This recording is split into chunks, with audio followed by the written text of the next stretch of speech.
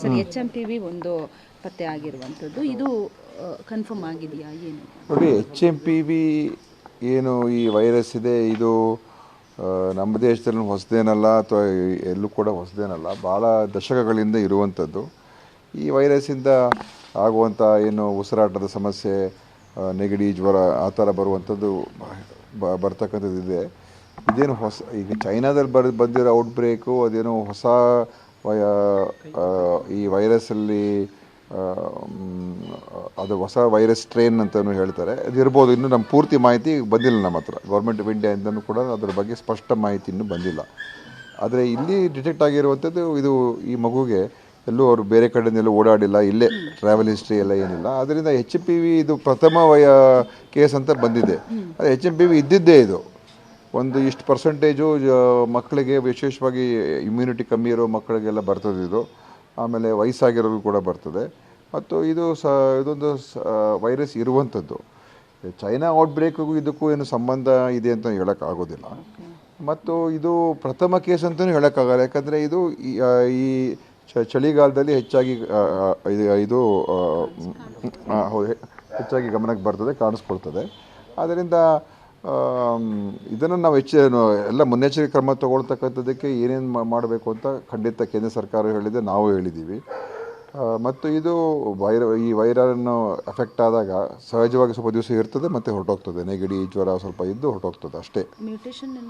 ಅದು ನಮಗೇನು ಗೊತ್ತಿಲ್ಲ, ಅದರದ್ದು ನಮ್ಗೆ ಆ ಮಾಹಿತಿಗಳೇನಿಲ್ಲ.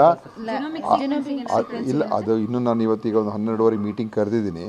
ಮುಂದೆ ಏನೇನು ಮಾಡಬೇಕು, ಏನು ಕ್ರಮ ತಗೊಳ್ಬೇಕು ಅಂತ ನ್ಯಾಷನಲ್ ಇನ್ಸ್ಟಿಟ್ಯೂಟ್ ಆಫ್ ವೈರಾಲಜಿ ಪೂನಾಲಿದೆ, ಅಲ್ಲಿಗೂ ಕೂಡ ಅಲ್ಲಿಗೆ ಅದನ್ನು ಕಳಿಸುವಂಥದ್ದು ಕೂಡ ಮಾಡಬೇಕಾ ಬೇಡವಾ ಅಂತ ನೋಡೋಣ. ಆದರೆ ಇದಕ್ಕೂ ಚೈನಾಗೂ ಸಂಬಂಧ ಇದೆ ಅಂತ ಹೇಳೋಕ್ಕಾಗಲ್ಲ. HMPV ವೈರಸ್ ಇದು ಪ್ರಥಮ ಕೇಸ್ ಅಂತಲೂ ಹೇಳೋಕ್ಕಾಗೋದಿಲ್ಲ. ಯಾಕಂದರೆ ಇದು ಇರುವಂಥದ್ದೇ ಭಾಳ ವರ್ಷಗಳಿಂದ ಇದು ಎಲ್ಲ ಇದೆ. ಇಷ್ಟು ಪರ್ಸೆಂಟೇಜ್ ಮಕ್ಕಳಿಗೆ ಇದೆಲ್ಲ ಬಂದೇ ಬರ್ತದೆ. ಅದರಿಂದ ನಾವು ಇದನ್ನು ಗಾಬರಿ ಪಡುವಂಥ ಅವಶ್ಯಕತೆ ಇಲ್ಲ.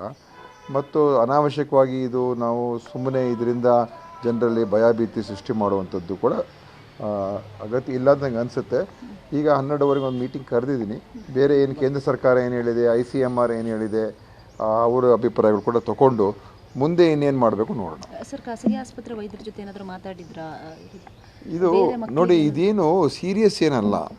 ಈಗ ಆ ಮಗು ಈಗ ಸ್ಟೇಬಲ್ ಆಗಿದೆ, ಮಗುಗೇನು ಸಮಸ್ಯೆ ಏನಿಲ್ಲ, ಮಗುನೂ ಕೂಡ ಚೆನ್ನಾಗಿದೆ. ಆದ್ದರಿಂದ ಇದು ನಮಗೆಲ್ಲರಿಗೂ ಕೂಡ HMPV ಚೈನಾದಲ್ಲಿ ಬಂದಿದೆ, ಅಲ್ಲಿ ಔಟ್ಬ್ರೇಕ್ ಆಗಿದೆ ಅಂತ ಅದು ವಿಷಯ ಇರುವಂಥದ್ದು. ಅದಕ್ಕೂ ಸಂಬಂಧ ಇದೆ ಅಂತ ನಮಗೇನು ಕಾಣಿಸ್ತಾ ಇಲ್ಲ. ಆದ್ದರಿಂದ ಮುಂದೆ ನೋಡೋಣ. ನಾವು ಇಷ್ಟು ಬೇಗ ನಾವು ಈ ಬೇರೆ ಅನಾವಶ್ಯಕವಾಗಿ ಏನೇನು ತೀರ್ಮಾನಗಳು ಬರೋದಕ್ಕೆ ಹೆಚ್ಚಾಗಿ ಕೇಂದ್ರ ಸರ್ಕಾರ ಇದೆ, ICMR ಇದೆ, ನಾವೆಲ್ಲ ಕೂತ್ಕೊಂಡು ನೋಡಿ ಈಗ ಏನೇನು ಅಡ್ವೈಸರಿಗಳು ಕೊಡಬೇಕಾಗಿದೆ ಅದೆಲ್ಲ ಕೊಟ್ಟಾಗಿದೆ. ಅದರ ಪ್ರಕಾರ ಸಹಜವಾದಂಥ ನಾವು ಎಚ್ಚರಿಕೆ ವಹಿಸ್ಕೋಬೇಕು. ಅದನ್ನು ಎಲ್ಲರೂ ಮಾಡಿಕೊಂಡ್ರೆ ಒಳ್ಳೆಯದು ಅಂತ ನಾವು ಹೇಳ್ತೀವಿ. ಆತಂಕ ಪಡೋದು ಬೇಕಾಗಿಲ್ಲ ಅಂತ ಹೇಳೋದು. ಅದೇ ಆತಂಕ ಪಡಬೇಡಿ. ಆ ಥರ ಆಗಿದ್ರೆ ಇಷ್ಟೊತ್ತಿಗೆ ಬೇರೆ ರೀತಿಯಲ್ಲಿ ಕ್ರಮಗಳು ತಗೊಳ್ತಾ ಇದ್ರೆ ಆತಂಕ ಪಡೆಯುವಂಥದ್ದಿಲ್ಲ. ಈ ವೈರಸ್ಸು ಇದು ಮೊದಲಿಂದ ಇರುವಂಥದ್ದೇ. 2001ನೇ ಇಸ್ವಿಯಲ್ಲಿ ಇದನ್ನು ಮೊದಲನೇ ಬಾರಿಗೆ ಅದನ್ನು ಪತ್ತೆ ಹಚ್ಚಿದ್ರು. ಅದಕ್ಕಿಂತ ಮುಂಚೆನೂ ಇತ್ತೇನೋ, ಅದನ್ನು ಐಡೆಂಟಿಫೈ ಮಾಡಿ 2001ನಲ್ಲಿ. ಅದರಿಂದ ಇದು ನಮ್ಮ ದೇಶದಲ್ಲೂ ಕೂಡ ಇದೆ.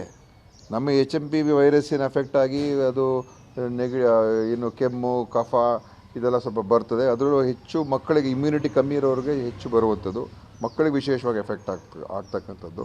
ಮತ್ತು ಸಹಜವಾಗಿ ಅದು ಬರ್ತದೆ. ಈಗ ಬೇರೆ ನೆಗಡಿ ಬರ್ತದೆ, ಬೇರೆ ಜ್ವರಗಳು ಬರ್ತದೆ. ಈಗ ವೈರಸ್ಸಿನ ಈ ಒಂದು ಸಮಯದಲ್ಲಿ ಇದು ಬೇರೆ ಥರ ಬರ್ತದೆ, ಹೊರಟೋಗ್ತದೆ. ಇದರಿಂದ ಬೇರೆ ಥರ ಏನು ಫೆಟಾಲಿಟೀಸ್ ಇದರಲ್ಲಿ ಕೆಲವು ಡೇಟಾ ಹೇಳುವಂಥದ್ದು HMPVಯಿಂದ ಬಂದಿರತಕ್ಕಂಥವ್ರಿಗೆ 1% ಕೆಲವರಿಗೆ ಅದರಿಂದ ತೀವ್ರತೆ ಆಗುವಂಥದ್ದು ಕೂಡ ಕಾಣಬರ್ತದೆ ಅಂತ ಹೇಳ್ತಾರೆ. ಸೊ ಇದೆಲ್ಲ ಮೆಡಿಕಲ್ ಸೈನ್ಸು ಇರುವಂಥ ಮಾಹಿತಿಗಳು. ಆದರೂ ನಾನು 12:30 ಕರೆದಿದ್ದೀನಿ. ಬೇರೆ ಇನ್ನೇನಿದೆ ಕೂಡ ಚರ್ಚೆ ಮಾಡಿ ಕೇಂದ್ರ ಸರ್ಕಾರದ ಏನಾದರೂ ಹೊಸ ವಿಷಯಗಳಿದೆಯಾ ಅಂತ ಕೂಡ ತಿಳ್ಕೊಳ್ಳೋಕೆ ಹೇಳಿದ್ದೀನಿ ನಮ್ಮ ಅಧಿಕಾರಿಗಳಿಗೆ. ICMR ಜೊತೆ ಕೂಡ ಮಾತಾಡೋಕ್ಕೆ ಹೇಳಿದ್ದೀನಿ. ಅವರಿಂದನೂ ಏನಾದರೂ ಹೊಸ ಅಭಿಪ್ರಾಯಗಳು ತೊಗೊಂಡು 12:30 ಮೀಟಿಂಗ್ ನಂತರ ಮತ್ತೆ ಏನಿದ್ರೆ ನಾವು ತಿಳಿಸ್ತೀವಿ. ಈಗ ಸದ್ಯಕ್ಕೆ ಏನು ಬೇರೆ ನೆನ್ನೆ ನಾವೇನು ಇಶ್ಯೂ ಮಾಡಿದ್ದು ಮಾರ್ಗಸೂಚಿ ಅದೇ ಪ್ರಕಾರ ಇರ್ತದೆ. ಬೇರೆ ಇನ್ನೇನು ಹೊಸ ಮಾರ್ಗಸೂಚಿಗಳೇನಿಲ್ಲ. ಒಂದೇ ಈಗ ನೀವು ಎಲ್ಲ ಕಡೆ ಟೆಸ್ಟ್ ಮಾಡಿದ್ರೆ ಬೇರೆ ಮಕ್ಕಳಲ್ಲಿ ಕೂಡ ಇರ್ಬೋದು, ವಯಸ್ಸಾಗಿರೋರು ಕೂಡ ಇರ್ಬೋದು. ಇದೇನು ಹೊಸ ಒಂದು ವೈರಾಣೇನಲ್ಲ. ಇರ್ತದೆ. ಬೇರೆ ಬೇರೆ ವೈರಾಣುಗಳು ಇದು ಕೂಡ ಇರ್ತದೆ. ಆದ್ದರಿಂದ ನಾನು ಇದು ಪ್ರಥಮ ಕೇಸು ಈಗ ಎಲ್ಲ ಕಡೆ ಬೇರೆ ಕಡೆನೂ ಬಂದಿದೆ ಅಂತಲೂ ಹೇಳೋಕ್ಕಾಗೋದಿಲ್ಲ. ಆದರೆ ನಾವು ಎಚ್ಚರಿಕೆಯಿಂದ ಎಷ್ಟಿರ್ತೀವಿ ಅಷ್ಟು ಒಳ್ಳೆಯದು. ಯಾವುದೇ ಒಂದು ನಮಗೆ ಸಮಸ್ಯೆಗಳು ಬರದೇ ಇರತಕ್ಕಂಥದ್ದು ನೋಡ್ಕೊಳ್ತಕ್ಕಂಥದ್ದು ನಮ್ಮ ಜವಾಬ್ದಾರಿ ಇರ್ತದೆ. ಅದೀಗಾಗಲೇ ನಾವು ಮಾರ್ಗಸೂಚಿಗಳು ನೀಡಿದ್ದೇವೆ. ಮುಂದೆ ಏನಾದರೂ ಇದ್ದರೆ ನಾನು ಖಂಡಿತ ಮಧ್ಯಾಹ್ನದ ಮೇಲೆ ಆ ಥರ ಹೊಸ ವಿಷಯಗಳಿದ್ರೆ ನಾನು ತಿಳಿಸ್ತೀನಿ.